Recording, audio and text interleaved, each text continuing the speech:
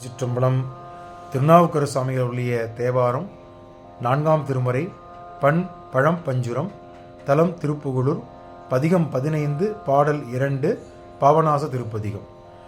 ஆனைக்காவில் அணங்கினை ஆரூர் நீலாய அம்மானை, ஆனைக்காவில் அணங்கினை ஆரூர் நீலாய அம்மானை, காண பேரூர் கட்டியை, காண பேரூர் கட்டியை, காணூர் முளைத்த கரும்பினை, காண பேரூர் கட்டியை, காணூர் முளைத்த கரும்பினை, வான பேராரர் வந்து, வான பேராரர் வந்து ஏத்தும் வாய்மூர் வாழும்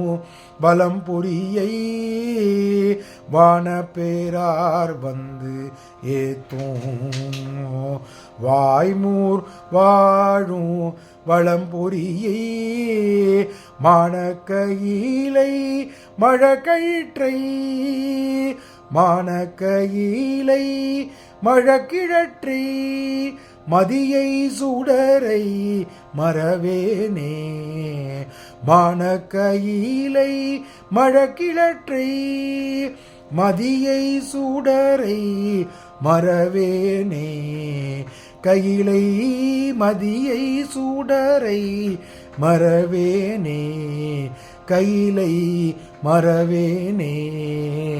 திருச்சிற்றம்பலம். திருச்சிற்றம்பலம். இந்த 2ஆம் பாடல் விளக்கத்தை பார்த்து விடலாம். இந்த 2ஆம் பாடலில் திருவானைக்காவலை பற்றி சொல்கிறார், திரு ஆரூரை பற்றி சொல்கிறார். அந்த பாடல்லாம், அந்த தலங்களெல்லாம் அவர் மேற்கோள் காட்டுகிறார் இந்த பாடலில். ஆனைக்காவில் அணங்கு வழிபட்ட அண்ணலை, அணங்கு வழிபட்ட அண்ணலை, ஆரூரில் நினைத்து நிற்கும் அம்மானை,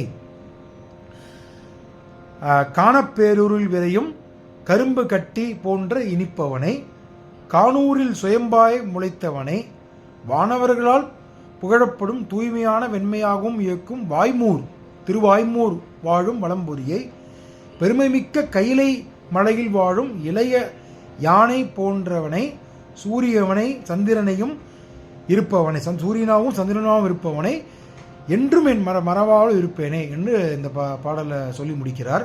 இதில் ஆனைக்காவில் அணங்க அப்படின்னா அந்த சிலந்தியை தான் சிலந்தி வழிபட்டது அல்லவா, சிலந்தி வழிபட்டு ஆனைக்காவில் இருக்கு. அப்போ யானையும் சென்று அந்த சிலந்தி வலையை அறுக்கிறது அந்த வரலாறு அனைவருக்கும் தெரியும். அதே இந்த பாடலில் மேற்கோள் காட்டுகிறார் அப்பர் சுவாமிகள். திருச்சிற்றம்பலம்.